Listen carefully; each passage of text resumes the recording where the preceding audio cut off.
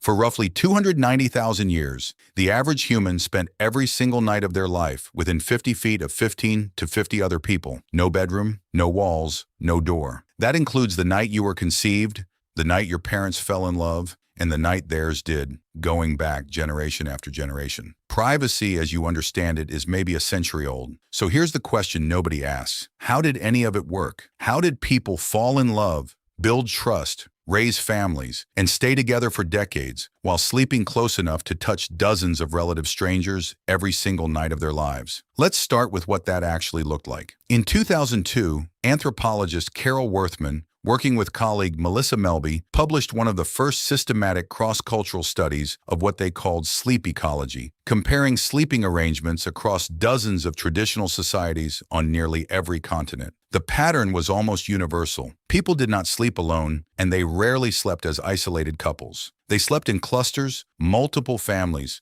multiple generations, often the entire band, arranged within a single open space or a small number of connected shelters. A couple in this arrangement wasn't given a room. They were given at most a patch of ground and an unspoken understanding from everyone around them. That unspoken understanding is the part that's easy to miss, because the absence of walls didn't mean the absence of boundaries. It meant the boundaries were built differently. Anthropologists studying contemporary forager societies have documented something remarkably consistent. Communities develop precise, almost ritualized norms about where to look, when to look away, and what conversations simply never happened the next morning. Among several documented groups, including communities studied in the Amazon basin and the Kalahari, researchers noted a specific, repeated behavior. When a couple shifted position or drew closer together in the dark, nearby sleepers would subtly adjust their own posture, turning slightly away without ever fully waking or acknowledging the movement. It wasn't taught. Children raised in these communities absorbed the behavior simply by growing up inside it, the same way they absorbed language. A couple lying close together at the edge of a sleeping group wasn't unprotected. They were operating inside a social contract that every single person around them had agreed to honor, without ever writing it down or saying it out loud. This naturally raises the question of jealousy. Wouldn't constant proximity make infidelity, suspicion, and conflict worse, not better? Evolutionary anthropologists who study mate guarding behavior have found something counterintuitive here too. In small, transparent communities where almost nothing could be hidden, the opportunity for secret infidelity was sharply limited, simply because privacy itself, the very thing that makes modern affairs possible, barely existed. Some researchers argue this transparency may have reduced certain kinds of relationship anxiety rather than increased it. You didn't have to wonder where your partner was at 2 a.m. 40 other people already knew, whether or not anyone said so out loud. But here's what's stranger. Sleeping close to other people didn't just fail to interfere with intimacy. There's evidence it may have actively supported it. In 2003, anthropologist James McKenna, who spent decades studying co-sleeping at the University of Notre Dame, documented something specific to humans sleeping in physical contact with others. When two people sleep close enough to sense each other's breathing and movement, their sleep stages begin to subtly align. It's not perfect synchronization, but measurable arousal patterns. The brief, normal moments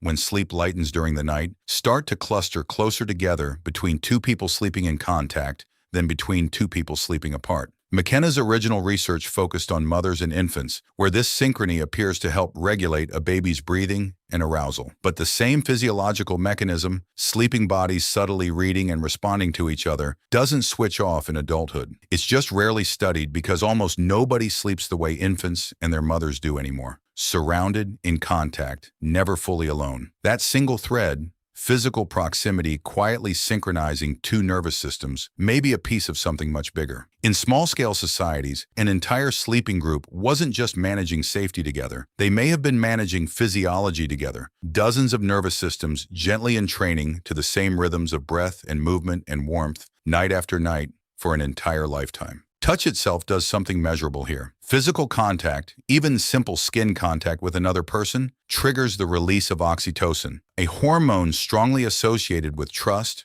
bonding, and reduced stress reactivity. Researchers studying oxytocin have found that its effects aren't limited to romantic partners. Close physical proximity to trusted others, even non-romantic others, can lower cortisol and increase a felt sense of safety. Studies measuring cortisol in group settings have found that people surrounded by familiar, trusted individuals, show a blunted stress response to minor threats compared to people facing the same threats alone, an effect some researchers call social buffering. In a sleeping group of 40 people, that means an entire community was bathing in a low, constant hum of trust-building chemistry every single night, not just the couple at its center, which raises an uncomfortable question for how we live now. If trust and intimacy were partly built through this nightly, communal physical closeness, what happened when we removed it? Around 10,000 years ago, agriculture changed where people slept. Around 100 years ago, in much of the developed world, it changed who people slept with at all. The private bedroom, then the private bed for each child, then eventually entire houses where every family member sleeps behind a separate closed door, became markers of comfort and success rather than what they may actually represent. A quiet erosion of one of the oldest bonding mechanisms our species ever had. By the mid-20th century in much of the industrialized West, separate bedrooms for spouses were even briefly marketed as a sign of marital sophistication and hygiene, a complete inversion of what closeness had meant for nearly the entire span of human history before it. Here's the part that doesn't get talked about. Modern couples sleeping completely alone in a private bedroom report something researchers have started calling sleep loneliness, a measurable sense of disconnection